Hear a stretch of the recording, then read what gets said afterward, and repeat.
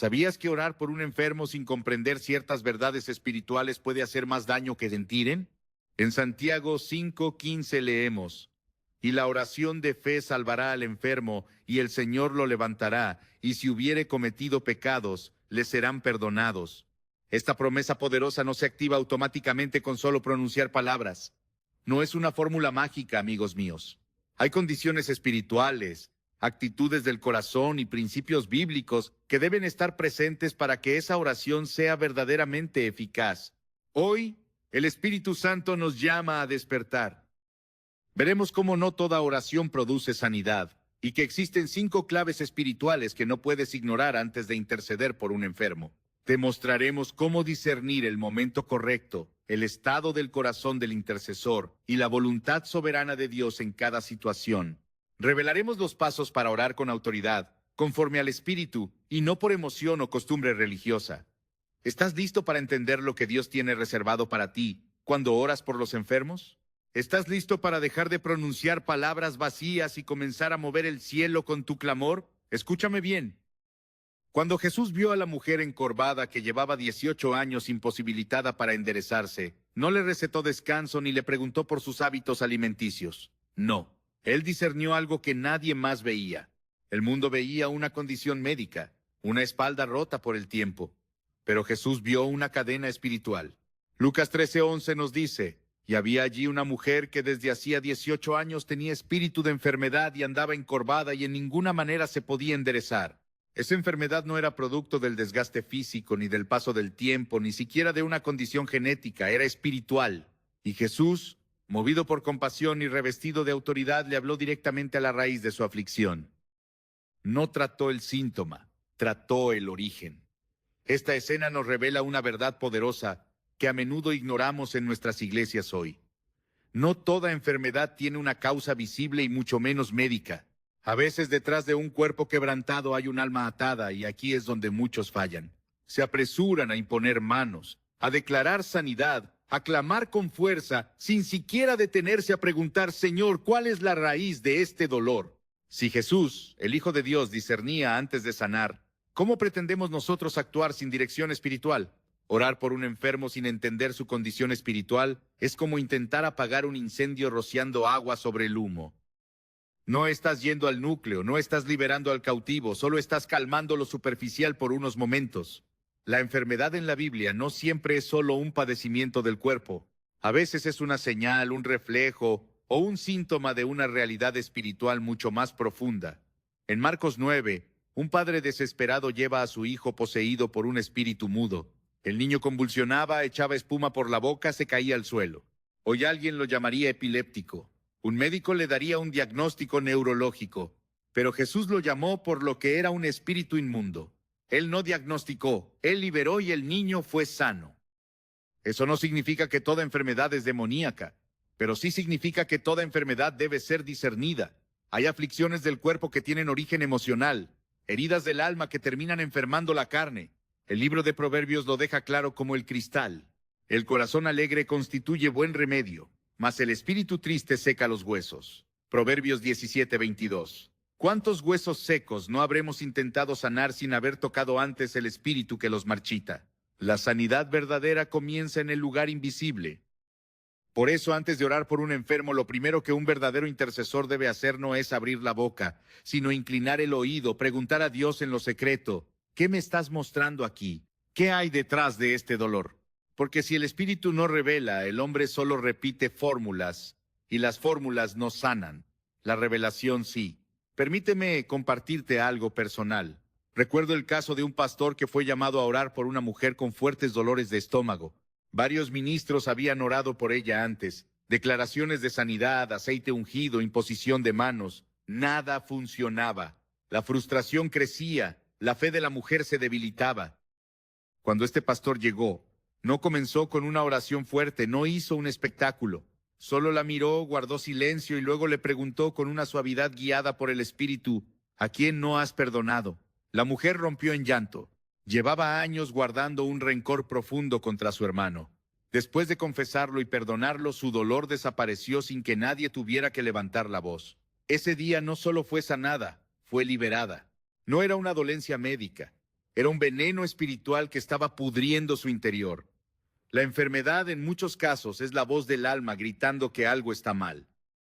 El cuerpo solo responde al eco de un corazón herido, de un espíritu cargado, de una conciencia que no ha sido limpiada. En el Salmo 32, David escribe: mientras callé, se envejecieron mis huesos en mi gemir todo el día. Mi vigor se volvió en sequedades de verano. El pecado oculto enfermaba su cuerpo. No había virus ni bacteria. Había culpa. Cuando oramos por sanidad sin discernimiento, podemos estar calmando un síntoma sin enfrentar el verdadero enemigo. Y eso es peligroso, porque alimenta la ilusión de sanidad sin tratar el problema. Es como maquillar una herida abierta. Se ve mejor por fuera, pero sigue infectada por dentro. Dios no quiere cosméticos espirituales. Él quiere transformación real. Y esa transformación solo es posible cuando el intercesor se mueve por el Espíritu y no por la prisa de demostrar poder. Jesús nunca se apresuró a orar. Él caminaba con el Padre, escuchaba, discernía. En Juan 5, cuando se encuentra con el paralítico en el estanque de Betesda, no le impone manos de inmediato. Primero le hace una pregunta clave. ¿Quieres ser sano? Parecería innecesario. ¿Cómo no iba a querer? Llevaba 38 años postrado. Pero Jesús sabía que algunas personas se han acostumbrado tanto a su dolor que ya no buscan sanidad sino atención. El problema no era solo físico. Había una actitud interior que también debía ser confrontada, y eso solo se discierne en el espíritu. Hoy en día muchos oran con buena intención pero sin discernimiento. Llenan sus palabras de versículos y autoridad aparente, pero sus ojos están cerrados a la realidad espiritual que enfrentan. Es como entrar a una batalla sin saber contra quién luchas. Pablo nos advirtió en Efesios 6:12, porque no tenemos lucha contra sangre y carne, sino contra principados, contra potestades, contra los gobernadores de las tinieblas de este siglo. ¿Cómo podremos derrotar al enemigo si ni siquiera lo hemos identificado? ¿Cómo podremos orar eficazmente por un enfermo si no entendemos qué tipo de cadena lo tiene atado? Muchos creyentes han convertido la oración por los enfermos en un acto automático, como si cada caso fuera igual, como si repetir las mismas palabras funcionara en todos los contextos. Pero la oración no es una fórmula, es una conexión viva, y esa conexión requiere sensibilidad espiritual. No puedes tratar a una persona que tiene una carga demoníaca con palabras suaves de consuelo, ni a alguien que está siendo probado por Dios con gritos de reprensión. Cada caso es único, y solo el Espíritu puede mostrarte la raíz. En el Antiguo Testamento, cuando Eliseo fue llamado a orar por Naamán, el general sirio no salió a imponer manos. Le envió una instrucción sencilla, pero espiritual. Sumérgete 7 veces en el Jordán. Naamán se ofendió. Esperaba una intervención espectacular, un show de poder. Pero la sanidad no estaba en el espectáculo, estaba en la obediencia. La lepra era externa, pero el orgullo era interno. Y Dios primero quería limpiar su corazón antes de limpiar su piel. Discernimiento. Sin él podrías orar 1000 veces y no pasará nada. Por eso, antes de orar por un enfermo, lo más poderoso que puedes hacer es orar por discernimiento. No ores por la sanidad del cuerpo hasta que el Espíritu te muestre el estado del alma, porque puede que estés viendo un dolor físico, pero Dios está revelando una atadura emocional. Puedes ver una fiebre, pero el cielo está viendo una maldición generacional. Puedes ver cansancio, pero el Padre ve culpa, trauma, rechazo. Orar sin ver eso es caminar a ciegas. Y quien camina a ciegas tropieza, aunque tenga las mejores intenciones del mundo. La iglesia está llamada a sanar, sí, pero más aún está llamada a liberar, a restaurar, a discernir, porque donde hay discernimiento hay precisión, y donde hay precisión hay poder. Jesús no hacía oraciones largas, pero cada palabra que decía golpeaba directo en el lugar correcto, porque hablaba lo que oía del Padre, no lo que salía de su emoción. En 1 Corintios 12, Pablo enumera los dones del Espíritu, y uno de ellos es el discernimiento de espíritus. Este don no es solo para detectar demonios, es para ver lo que otros no ven, es para mirar más allá de la superficie, es para escuchar con el oído del cielo lo que el cuerpo de alguien no sabe decir con palabras. No es opcional si quieres ser un intercesor efectivo, es esencial. Sin él puedes estar orando por lo que no es, ignorando lo que realmente ata de esa persona. Hay madres que oran por la fiebre de sus hijos sin saber que el niño está cargando la ansiedad de la casa. Hay esposas que oran por el insomnio de su marido sin saber que él está siendo oprimido por un espíritu de fracaso. Hay pastores que oran por enfermedades físicas en sus congregaciones sin detenerse a pensar si esas dolencias no son más bien el resultado de heridas no sanadas, de rencores no confesados, de pactos no rotos. Dios está buscando intercesores que no solo hablen, sino que escuchen, que no solo impongan manos, sino que inclinen el corazón, que no solo repitan oraciones aprendidas, sino que se dejen guiar por lo que el cielo está revelando. Porque el que ora con discernimiento, ora con precisión. Y el que ora con precisión, ora con poder. No porque sus palabras sean mejores, sino porque vienen del Espíritu y no de la carne. La próxima vez que estés frente a un enfermo, no pienses primero en la oración. Piensa en la raíz. Pregúntate, ¿qué hay detrás de este dolor? ¿Qué historia hay en este cuerpo? ¿Qué grito invisible está emitiendo este sufrimiento? Y luego ora, no antes. Porque cuando oras desde la revelación, lo invisible se hace visible, lo oculto se expone y la verdadera sanidad comienza no desde la piel, sino desde el espíritu. Si tú anhelas este don, si quieres ser usado por Dios con precisión, escribe ahora mismo en los comentarios: Señor, abre mis ojos espirituales. Cuando Jesús caminaba entre las multitudes, no todos recibían sanidad. Aunque la necesidad abundaba, el poder no se manifestaba de forma indiscriminada. En Mateo 13:58 se afirma con una claridad que debería sacudirnos: y no hizo allí muchos milagros a causa de la incredulidad de ellos. Estas palabras encierran una realidad espiritual profunda y a menudo incómoda. No basta con tener necesidad, no basta con clamar. El milagro no responde al volumen de la petición, sino a la sustancia de la fe. Y en ese acto de fe, no solo cuenta la del enfermo, sino también, y de manera crucial, la de quien intercede. Hay oraciones que no se elevan más allá del techo porque fueron pronunciadas con un corazón lleno de duda. Hay cuerpos que no se restauran porque fueron tocados por manos inseguras. En el mundo espiritual, la fe no es una emoción, es una llave. Y si esa llave no gira con certeza, la puerta no se abre. La Escritura nos muestra una y otra vez que la fe es requisito esencial para ver el poder de Dios en acción. Hebreos 11:6 declara: pero sin fe es imposible agradar a Dios, porque es necesario que el que se acerca a Dios crea que le hay y que es galardonador de los que le buscan. Este principio no cambia cuando oramos por sanidad. Al contrario, se intensifica porque en ese momento estamos desafiando lo visible con lo invisible, estamos enfrentando lo natural con lo eterno. Y si quien ora duda, toda la autoridad espiritual se diluye como sal en el agua.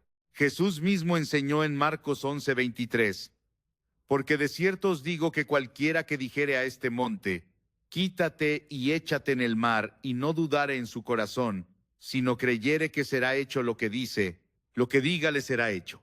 Este pasaje no es una metáfora optimista, es una declaración de ley espiritual.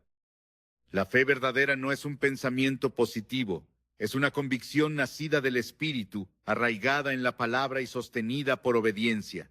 Cuando un creyente se acerca a orar por un enfermo sin fe, no solo compromete la eficacia de su intercesión, también altera la atmósfera espiritual del momento. Porque donde hay duda hay confusión, donde hay inseguridad hay debilidad, y donde hay debilidad el enemigo se infiltra. Santiago 168 advierte con severidad: pero pida con fe, no dudando nada, porque el que duda es semejante a la onda del mar, que es arrastrada por el viento y echada de una parte a otra. No piense, pues, quien tal haga, que recibirá cosa alguna del Señor. Este es el diagnóstico divino sobre la oración sin certeza. No hay doble vía. O se cree o no se recibe. Por eso, antes de orar por otro, es necesario examinar la condición de tu propia fe. No basta con saber qué dice la Escritura. Hay que creerlo con todo el corazón. No basta con repetir lo que se ha oído. Hay que estar convencido en lo profundo del alma. En Mateo 8:13, Jesús le dijo al centurión: ve y como creíste, sea hecho. El milagro ocurrió conforme a su fe, no conforme a su necesidad. Porque la fe mueve el cielo, no el clamor desesperado. Y si el intercesor no está alineado con esta verdad, sus palabras serán ecos vacíos, sin peso espiritual, sin respaldo eterno. La fe del que ora tiene la capacidad de activar lo que está dormido en el otro. En Marcos 4 hombres llevaron a un paralítico hasta Jesús. No fue la fe del enfermo la que se destacó, sino la de ellos. El texto dice, al ver Jesús la fe de ellos, dijo al paralítico, hijo, tus pecados te son perdonados. Marcos 2:5. Aquí se revela un misterio celestial. La fe de uno puede abrir el cielo para otro, pero eso no ocurre por simple optimismo. Ocurre cuando esa fe ha sido cultivada, purificada y aferrada a la palabra con firmeza inquebrantable. El problema es que muchos oran sin estar convencidos de que algo sucederá. Hablan por compromiso, no por convicción. Y eso, lejos de traer vida, genera vacío, porque el poder no radica en las palabras por sí mismas, sino en la fe que las respalda. En Romanos 4 se describe la fe de Abraham, quien creyó en esperanza contra esperanza. Beto 18. Y no se debilitó en la fe al considerar su cuerpo ya muerto. Voz 19. Él no negó la realidad, pero tampoco se sometió a ella. Esta es la actitud del que ora por sanidad con fe genuina. Reconoce lo que ve, pero no lo declara como definitivo. Afirma lo que el cielo ha dicho, aunque la tierra aún no lo muestre. Orar con fe no es solo confiar en que Dios puede sanar, es estar convencido de que Él tiene el poder para hacerlo aquí y ahora, conforme a su voluntad. En Hechos 3, Pedro y Juan se encuentran con un cojo a la puerta del templo. Pedro no dudó, no titubeó, no vaciló, dijo con seguridad, no tengo plata ni oro, pero lo que tengo te doy en el nombre de Jesucristo de Nazaret. Levántate y anda. Ver 36. Su fe era activa, tangible, presente, y esa certeza produjo el milagro. El cojo no se levantó por la fuerza de la frase, se levantó por la autoridad con la que fue pronunciada, respaldada por una fe viva. La fe auténtica transforma el ambiente, cambia la atmósfera espiritual, no necesita gritar ni impresionar, solo necesita estar firme. Cuando Jesús calmó la tormenta en Marcos 4, reprendió primero al viento, pero luego reprendió a los discípulos. ¿Por qué estáis así amedrentados? ¿Cómo no tenéis fe? Verso 40. Para él la fe no era un adorno, era una obligación. Era el requisito mínimo para operar en lo sobrenatural. Y esa exigencia sigue vigente. Si vas a interceder por sanidad, no lo hagas con un corazón dividido, porque el cielo no responde a medias verdades, solo actúa cuando encuentra una fe entera. La diferencia entre una oración poderosa y una oración ineficaz no está en el tono de voz, ni en la duración, ni en la elección de palabras. Está en la convicción con la que se ora. Jesús dijo en Mateo 21:22, y todo lo que pidiereis en oración creyendo, lo recibiréis. La clave no está solo en pedir, está en creer mientras se pide. Porque es posible orar por costumbre, por obediencia, por rutina y no recibir nada. Pero cuando el corazón está convencido, cuando el espíritu está alineado, cuando la boca pronuncia lo que el alma cree, el cielo responde con fuego. Muchos no ven sanidad porque han aprendido a orar por obligación, no por fe. Lo hacen porque así debe ser, pero no esperan que ocurra nada. Y esa falta de expectativa es en sí misma una negación del poder de Dios. El Salmo 5:3 dice, Oh Jehová, de mañana oirás mi voz, de mañana me presentaré delante de ti y esperaré. Esperar es una manifestación de fe. Es actuar como quien sabe que ha sido escuchado y que la respuesta viene en camino. Si oramos sin esperar, no hemos orado con fe, solo hemos hablado al viento. Jesús admiró la fe de personas que otros despreciaban, como la mujer sirofenicia que insistió hasta obtener el milagro para su hija. Mateo 15:28. O como el centurión que pidió sanidad a distancia, creyendo en la autoridad de una sola palabra. Mateo 8:10. En ambos casos, Jesús detuvo su caminar y declaró que no había hallado fe semejante. Y ese reconocimiento no fue simbólico, fue determinante. El milagro se soltó porque hubo fe. Una fe que no se basaba en emociones ni en experiencias previas, sino en una confianza total en el poder de la palabra divina. Por eso, antes de acercarte a un enfermo con intención de orar, examina si tu fe está activa o dormida, si confías en lo que Dios ha dicho o en lo que tus ojos ven, porque si lo haces desde la fe, no necesitarás justificarte ni repetir frases largas. Tus palabras tendrán peso, tu oración tendrá respaldo, tu autoridad será visible y la atmósfera cambiará. El intercesor eficaz es aquel que ha aprendido a creer incluso cuando todo alrededor le dice que no. que ha entrenado su espíritu para aferrarse a la promesa, no a la circunstancia, que ha crucificado la duda y abrazado la verdad sin importar lo que sus sentidos perciban. Esa es la fe que agrada a Dios. Esa es la fe que sana. Esa es la fe que vence al mundo. Cuando Pedro caminó sobre las aguas en Mateo 14, lo hizo porque creyó en la palabra de Jesús. Ven, pero comenzó a hundirse cuando apartó la mirada y comenzó a temer. El poder no había cesado. La palabra seguía vigente. Lo que cambió fue su enfoque. Dejó de creer y eso bastó para perder el terreno ganado. Esta escena no es solo una anécdota de coraje, es una advertencia para todos los que oran por otros. Si dudas, te hundes. Si crees, caminas sobre lo imposible. Y esa elección ocurre dentro de ti cada vez que abres la boca para interceder. No se puede impartir lo que no se tiene. No se puede activar fe en otro, sino arde primero en tu propio interior. La sanidad que esperas ver debe estar viva en tu espíritu antes de manifestarse en el cuerpo de otro, porque el poder no fluye a través del conocimiento, sino de la certeza, y la certeza se construye en la intimidad con Dios, en la obediencia diaria, en la rendición total. La fe no se improvisa en el momento de orar, se cultiva antes, se alimenta en secreto, se prueba en el silencio, y cuando llega la hora de clamar, esa fe se manifiesta sin temor. Así como el fuego no prende en leña mojada, el poder de Dios no se enciende en corazones tibios. Solo el que cree con firmeza puede hablar con autoridad, y solo el que habla con autoridad puede ver resultados. No porque su voz sea fuerte, sino porque su espíritu está alineado con el cielo. Esa es la clave, esa es la diferencia, esa es la fe que Dios honra. Declara conmigo ahora mismo en los comentarios: mi fe está en la palabra de Dios. En la profundidad del alma humana se esconden muchas veces cadenas invisibles que el cuerpo termina reflejando. Hay dolores que no nacen en los huesos, sino en la culpa. Hay enfermedades que no responden al tratamiento porque no tienen causa fisiológica sino espiritual. La palabra de Dios no separa la salud del alma de la salud del cuerpo. Las vincula como dimensiones entrelazadas de una misma realidad. David lo comprendió así cuando escribió: mientras callé, se envejecieron mis huesos en mi gemir todo el día. Mi pecado te declaré y no encubrí mi iniquidad, y tú perdonaste la maldad de mi pecado. Salmo 325. La restauración de su cuerpo fue consecuencia directa del quebrantamiento de su espíritu. Donde hubo confesión, hubo liberación. Y donde hubo liberación, hubo sanidad. El pecado, cuando es oculto, opera como una infección silenciosa. No se ve, pero contamina. No se nombra, pero consume. La apariencia puede mantenerse intacta, pero por dentro la vida se va desgastando. Así lo expresa el Salmo 38. No hay parte sana en mi carne a causa de tu ira, ni hay paz en mis huesos a causa de mi pecado. Porque mis iniquidades se han agravado sobre mi cabeza, como carga pesada se han agravado sobre mí. Esta confesión no es literaria, es literal.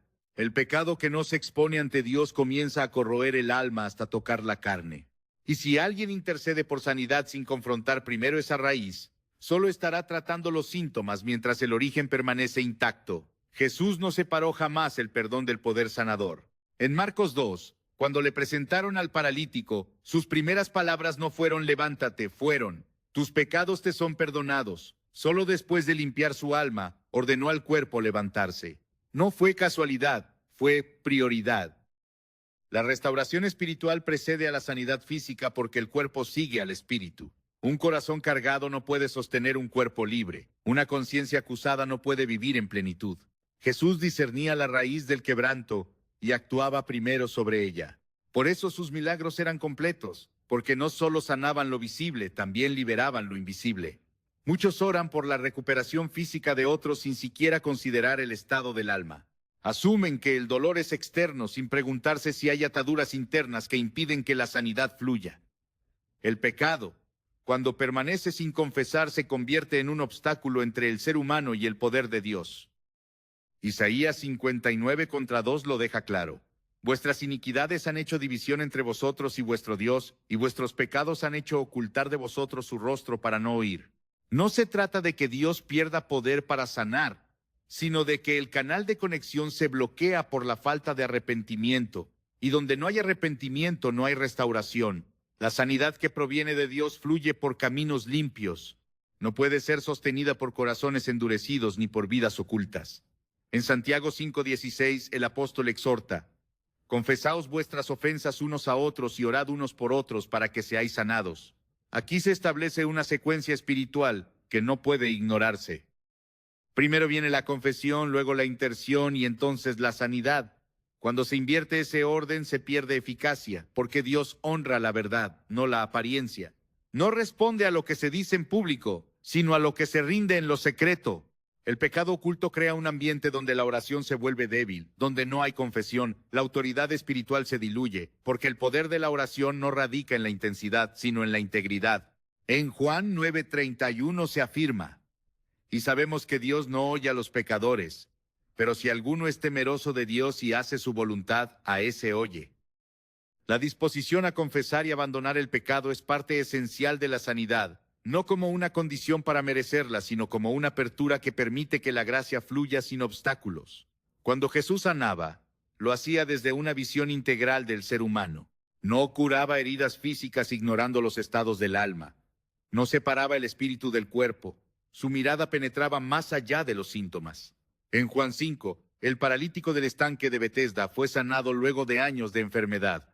Pero Jesús, al encontrarlo más tarde, le dijo: mira, has sido sanado, no peques más para que no te venga alguna cosa peor. Verso 14. Esta advertencia no fue una amenaza, fue una revelación.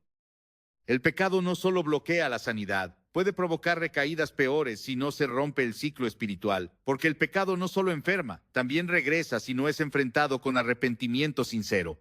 Quienes oran por los enfermos deben ser conscientes de que la intercesión no se limita a pedir mejoría.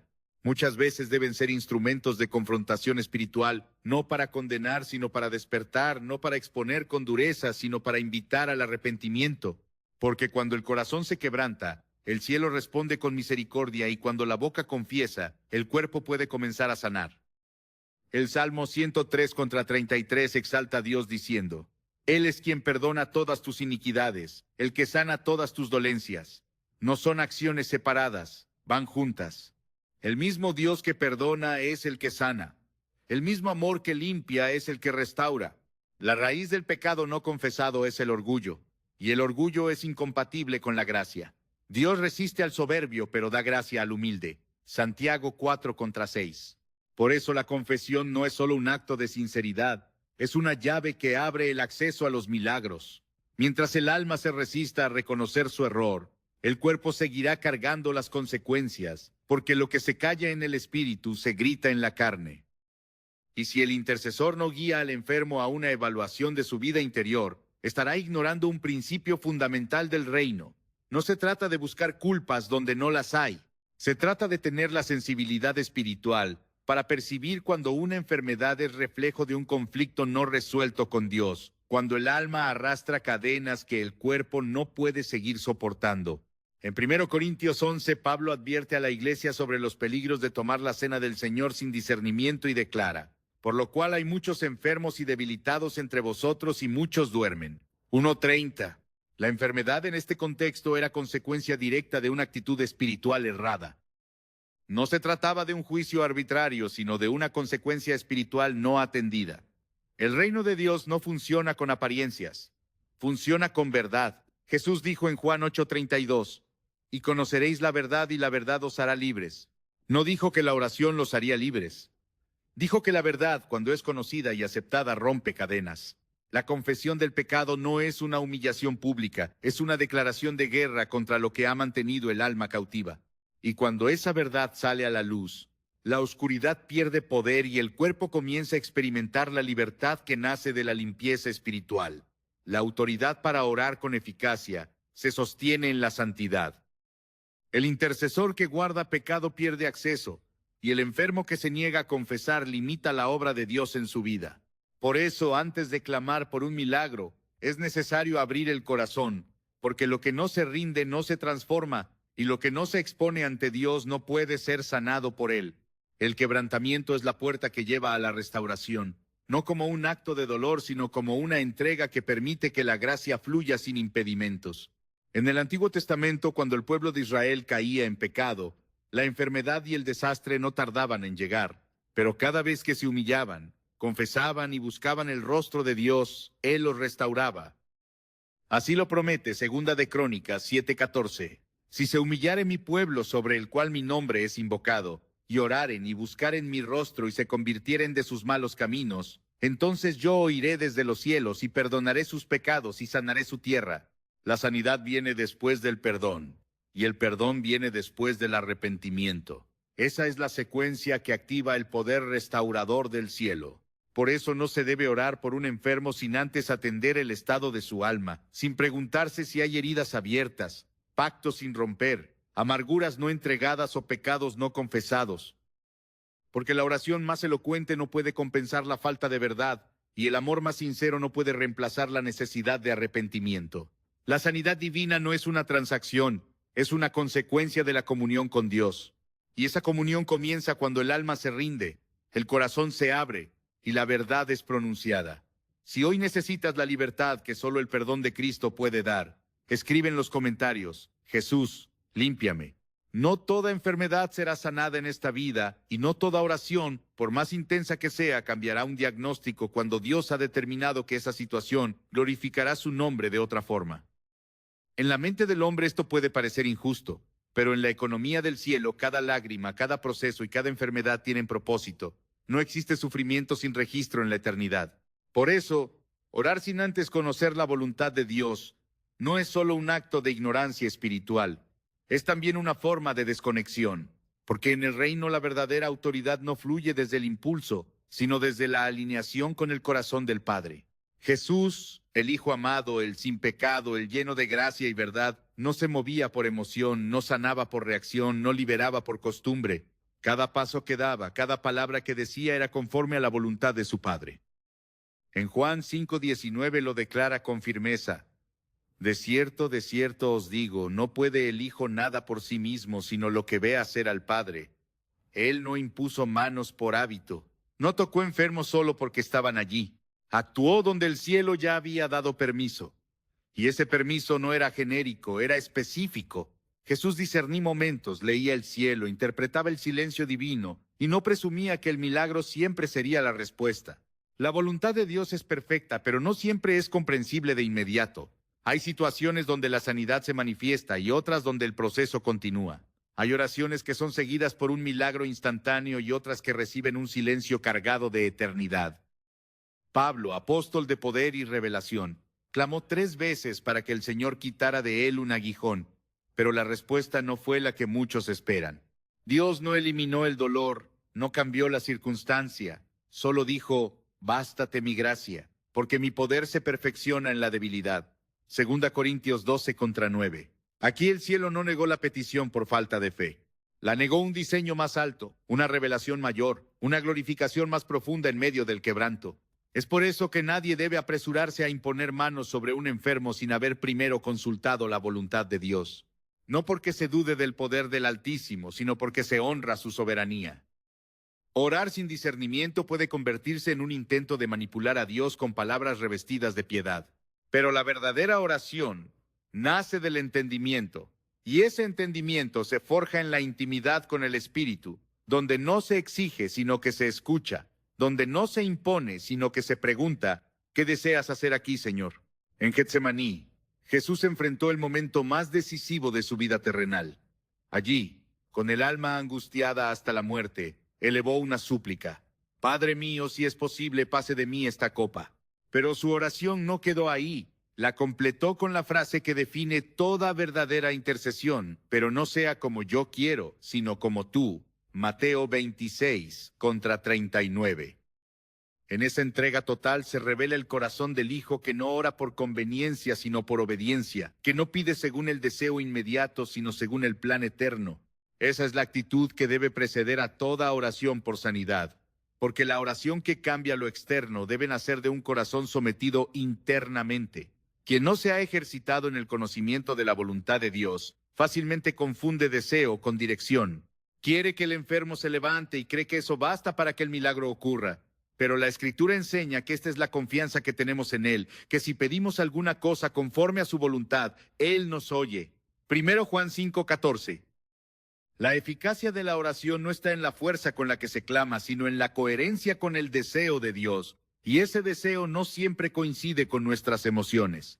Hay ocasiones donde el Señor decide glorificarse a través de la espera, donde su respuesta no es un sí inmediato, sino un proceso largo en el que la fe se forma, la esperanza madura y el carácter se purifica. En esos momentos orar por un resultado contrario a su voluntad no solo es ineficaz, es contraproducente, porque se corre el riesgo de frustrar al que sufre con promesas que el cielo no ha pronunciado. Se alimenta una esperanza mal dirigida que al no cumplirse genera desilusión espiritual, y esa desilusión puede abrir puertas a la duda, a la amargura e incluso al alejamiento de la fe. Por eso, antes de orar por sanidad es necesario discernir, no con lógica humana ni con análisis clínico, sino con sensibilidad espiritual. En Romanos 8:26, Pablo declara: el Espíritu mismo intercede por nosotros con gemidos indecibles. Esa intercesión es perfecta porque proviene de quien conoce a la perfección la mente de Dios.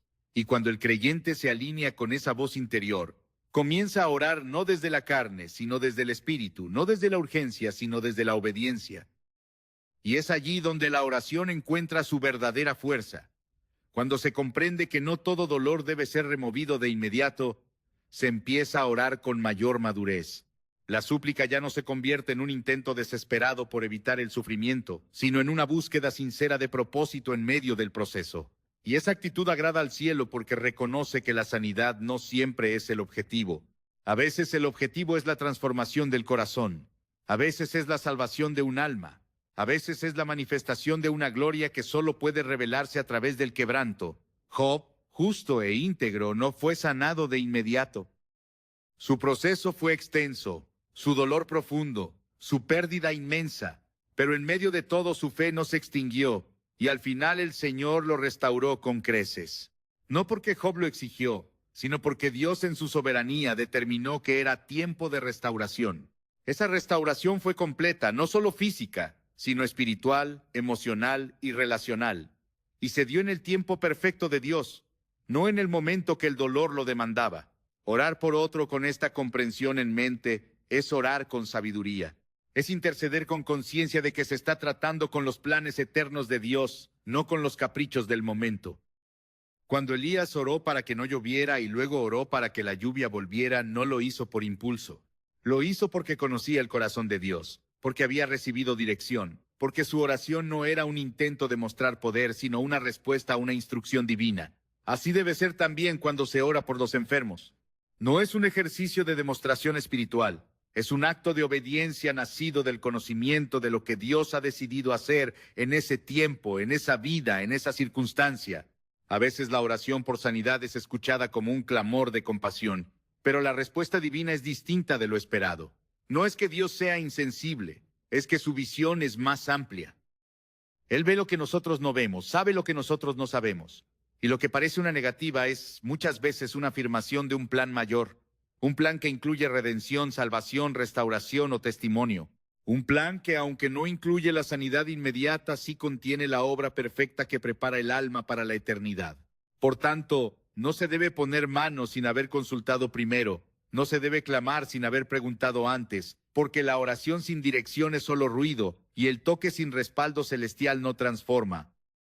Pero cuando se ora conforme a la voluntad de Dios, aunque la respuesta no sea la que se desea, siempre será la que edifica, siempre será la que perfecciona, siempre será la que glorifica al Padre. La mayor honra que puede rendir un intercesor no es lograr que todos los enfermos se levanten, es ser instrumento fiel de los planes de Dios, aunque esos planes incluyan tiempos de espera, caminos de quebranto o procesos sin explicación humana. Porque cuando el intercesor ora no desde su impulso, sino desde la revelación, se convierte en un canal puro por donde el cielo se manifiesta tal como ha sido diseñado. Si confías en la soberanía de Dios, escribe ahora con fe: hágase tu voluntad, no la mía. No todo el que ora está autorizado para hacerlo, y no toda palabra pronunciada en el nombre de Dios lleva consigo el peso del cielo. El error de muchos no es la falta de deseo, sino la falta de respaldo. La oración que toca el cielo no nace solo del conocimiento, sino de la posición espiritual, porque quien no ha sido enviado tampoco será respaldado. La autoridad no se improvisa, se recibe, y si se actúa sin ella, el resultado no es simplemente ineficacia, sino riesgo espiritual. En el mundo natural nadie se atrevería a ingresar en un terreno militar sin la acreditación necesaria. En el ámbito espiritual, esa osadía puede tener consecuencias mucho más graves. Hechos 19 nos presenta una advertencia clara. Los hijos de Seba intentaron usar el nombre de Jesús como fórmula. Dijeron a los espíritus: os conjuro por Jesús, el que predica Pablo.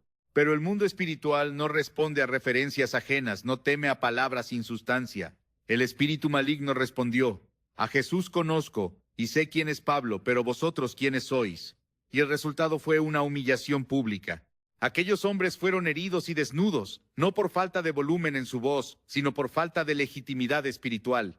El nombre de Jesús no es un talismán, es una llave sagrada que solo opera en manos de los que viven bajo su autoridad. La autoridad espiritual no está en lo externo. No se manifiesta por el título, ni por la experiencia, ni por la posición eclesiástica. Se reconoce por la obediencia. En Mateo 8, el centurión comprendió este principio al decir: porque también yo soy hombre bajo autoridad y tengo bajo mis órdenes soldados. Jesús quedó maravillado no porque el hombre tuviera poder, sino porque entendía que la verdadera autoridad no nace del que manda, sino del que primero se somete. Solo quien vive bajo el gobierno de Dios puede ejercer autoridad en su nombre.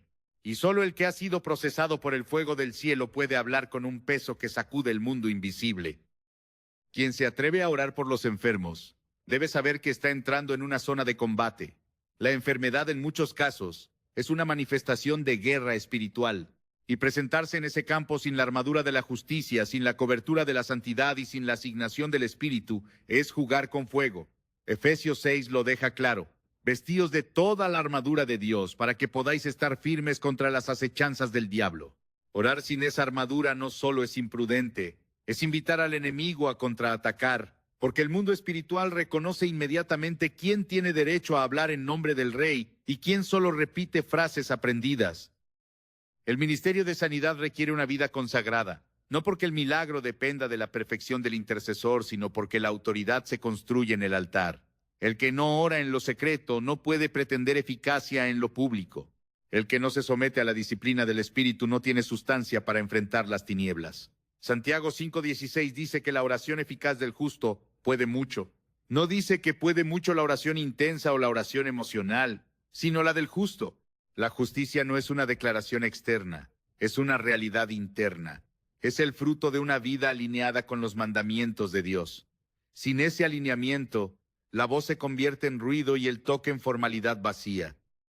No se trata solo de saber que Dios puede sanar, se trata de vivir de tal manera que el poder de Dios fluya sin obstáculos.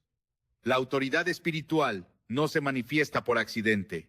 Es resultado de una comunión profunda, de una obediencia inquebrantable y de una vida rendida. Moisés hablaba cara a cara con Dios y su rostro resplandecía. Esa luz no era mística, era evidencia de una autoridad que no dependía de su habilidad, sino de su intimidad. Hoy muchos buscan resultados sin relación, poder sin proceso, manifestación sin santificación, y por eso sus oraciones no penetran, sus palabras no transforman y sus actos no liberan. El nombre de Jesús solo tiene peso en labios que han sido santificados. Cuando Pedro y Juan sanaron al cojo a la puerta del templo, lo hicieron desde una posición de autoridad legítima. No dijeron: intentaremos sanarte.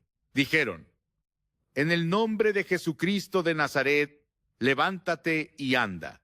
Esa declaración tenía el respaldo del cielo porque sus vidas estaban escondidas en Cristo. La autoridad no estaba en la fórmula, sino en la fuente.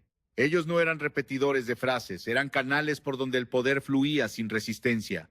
Quien vive en desobediencia pierde autoridad espiritual. El pecado no confesado corta el fluir. La doble vida contamina la unción. Y cuando esas manos contaminadas por lo oculto se extienden sobre otro para orar, no hay impacto espiritual, solo gesto humano. Dios no respalda a quien lo representa mal.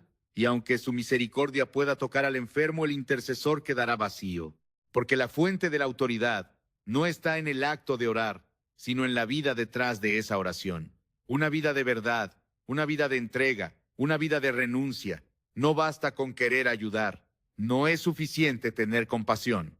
Si no hay autoridad, no hay victoria. El enemigo no retrocede ante el entusiasmo, retrocede ante la presencia. Y esa presencia no se improvisa, se cultiva, se guarda, se protege. La autoridad espiritual no se construye con gritos, sino con santidad. No se mantiene con fama, sino con obediencia. No se demuestra con resultados, sino con fidelidad. Y cuando esa fidelidad es continua, la autoridad se vuelve evidente, no porque se proclame, sino porque se reconoce. En el ámbito del reino no hay atajos para ejercer autoridad. No hay fórmulas secretas. Hay una sola vía: morir a uno mismo para que Cristo viva. Esa es la cruz que todo intercesor debe cargar.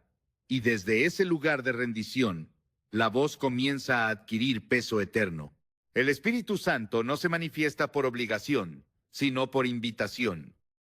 Y esa invitación es aceptada cuando el corazón está limpio, la intención es pura y la vida refleja al Hijo.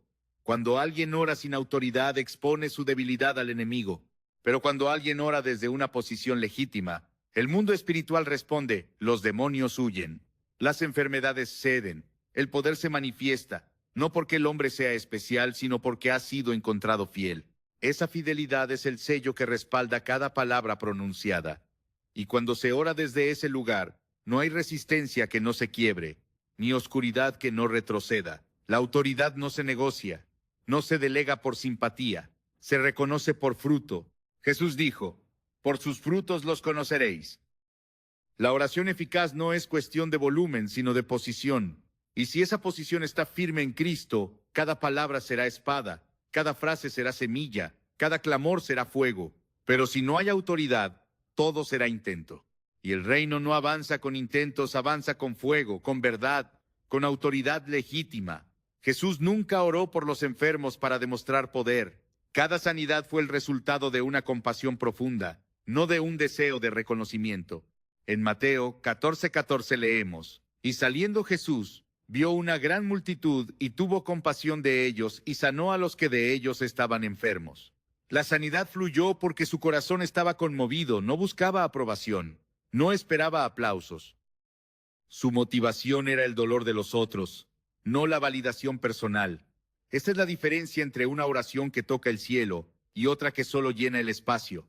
La primera nace del amor genuino, la segunda del ego disfrazado.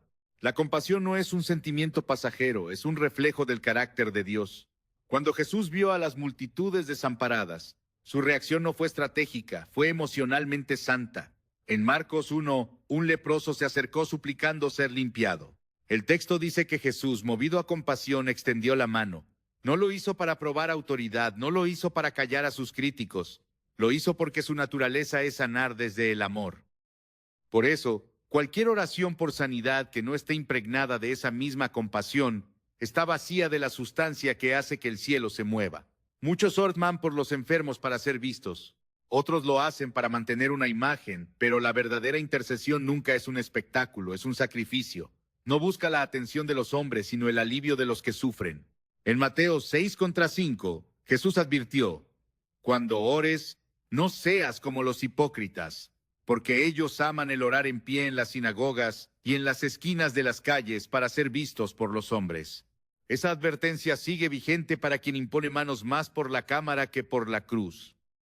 Porque cuando el corazón se mueve por protagonismo, el poder se detiene. La oración eficaz nace del quebranto, no de la autosuficiencia. No hay lugar para la vanagloria cuando se clama desde las entrañas por la vida de otro. El intercesor que conoce a Dios no ora para impresionar, ora para servir, ora desde el dolor ajeno que ha hecho suyo. Esa oración no necesita adornos, solo necesita sinceridad. El cielo no responde a los discursos, responde al clamor que viene de un corazón limpio. En Hebreos 5:7 se dice de Cristo: y Cristo en los días de su carne, ofreciendo ruegos y súplicas con gran clamor y lágrimas, fue oído a causa de su temor reverente. Él no levantó la voz para exhibirse. La levantó porque su alma ardía por los que sufrían. Cuando la compasión guía la oración, el corazón del que intercede se convierte en un canal donde Dios se complace en obrar. Pero cuando lo que impulsa es la necesidad de ser admirado, el corazón se convierte en obstáculo. Dios no comparte su gloria con nadie. Su poder no es una herramienta para fortalecer la imagen pública de sus siervos. Es una manifestación de su amor hacia los que necesitan restauración. Y ese amor solo fluye con libertad cuando el ego ha sido crucificado. Lucas 18 presenta la parábola del fariseo y el publicano. El primero oraba con soberbia recordando sus méritos. El segundo no se atrevía ni a alzar los ojos, pero su oración fue escuchada. No tenía una postura atractiva, no tenía reputación, solo tenía verdad. Y eso bastó. Porque Dios no mide nuestras oraciones por la intensidad del gesto, sino por la pureza de la intención. En toda oración por sanidad el motor debe ser la compasión. No hay alternativa, no hay atajo. Solo quien ama sinceramente puede interceder con efectividad. Solo quien está dispuesto a cargar el dolor de otro puede convertirse en instrumento del consuelo de Dios. La compasión no busca reconocimiento. Se mueve incluso cuando nadie ve. Clama cuando todos callan. Toca cuando otros se alejan. En cada acto de sanidad que Jesús realizó, hubo una renuncia al yo. No defendía su posición, no buscaba fama, solo obedecía al amor del Padre. Y ese amor es la clave que convierte una oración cualquiera en una oración que rompe cadenas. La oración por los enfermos no es una fórmula ni una rutina. Es una asignación sagrada que coloca al intercesor frente al umbral de lo eterno. Allí, entre el dolor humano y la intervención divina, ocurre algo que va mucho más allá de las palabras.